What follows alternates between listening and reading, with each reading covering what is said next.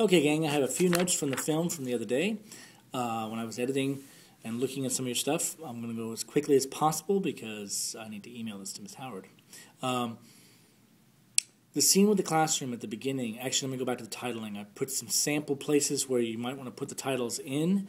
Take a look at those, decide how you want to do that, or if you want to put it over the footage, or if you want to put it separately. If you put the down in the wire thing, Casey, it's going to have to go before because the music times out perfectly. So it's going to go before or over the footage, basically, because the music times out just perfectly. So take a look at that and make sure you change those placeholders because they're just placeholders. And regarding those titles, Casey, when you're done with them, you want to go to Export Movie and make sure you have Render Background checked, or else that background that you made will not go there. But please go ahead and get those done so that we can go ahead and export them out, transfer them over, and put them into the film. Thank you. Also, the note scene, it's very hard to read the note.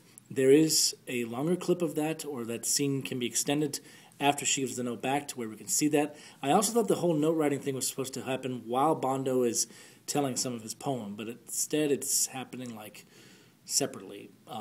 So look at that band and see if you want to overlay those with Bondo's audio and maybe stretch out his audio. I know there's other takes of Bondo saying his poem that you might want to compile it together. There's also a wide shot when they leave, too, that you might want to include instead of the tight shot of just Bondo and Mr. Tucker that actually shows them leaving the classroom. That's up to you. It's kind of funny that they're doing it right in the middle of class and they're sneaking out, but if you don't think it's funny or whatever, that's fine. But someone needs to take a look at that and maybe rework that a little bit of editing.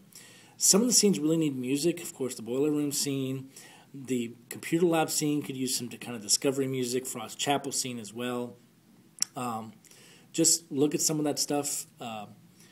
The phone call scene, the mic is in the shot with many of the wide shots of Macy Jones and Macy Griffith. There's a couple issues. One, there's a buzz in the audio when she's answering the phone, so you may need to insert a new phone sound effect there or do something with that because it sounds really weird. And then her audio is clipped in one of the cuts, and so you can't understand what she's saying. So that may need to be re-edited. So Macy Griffith, you may need to be working on that, re-editing that so that we can actually hear. But if that was recorded too tightly and that's all you've got of you, Macy Griffith, then that's what we have to work with. But if there's longer shots where we actually understand what you say, that'd be great. The wide shot of the three leaving after the phone call scene, you might want to leave that out. I've put it in there, but it's a little dry. There's a little too much information, not really relevant because we know that it turns out to be a hoax, and there's other kind of red herrings to throw people off before that. So I leave that up to you, but it's all like one wide shot, and it actually hurts a little bit of the continuity there with the mom arriving. You could probably just get away with just doing a dissolve from when she gets off the phone to the mom arriving, and you'd be just fine, showing that time has passed. The lake scene needs that establishing shot at the beginning where he says, "I can't swim," and they all run up, and then we go to a tight shot of Taylor. So we need to find probably those two clips, export them, and kind of recut that scene on the master. The lake scene also has, I believe, at the end, once he gets out, in one of those angles, there's a script and a mic in the shot. So if you could crop that out, that'd be great. Frost Chapel needs a scream. It's really hard to hear Dylan. You can either really try to adjust that, but then you're going to get air noise, or you can use a GarageBand scream or one of your own screams, voice over that. But don't spend a lot of time doing that, but fix that problem, please.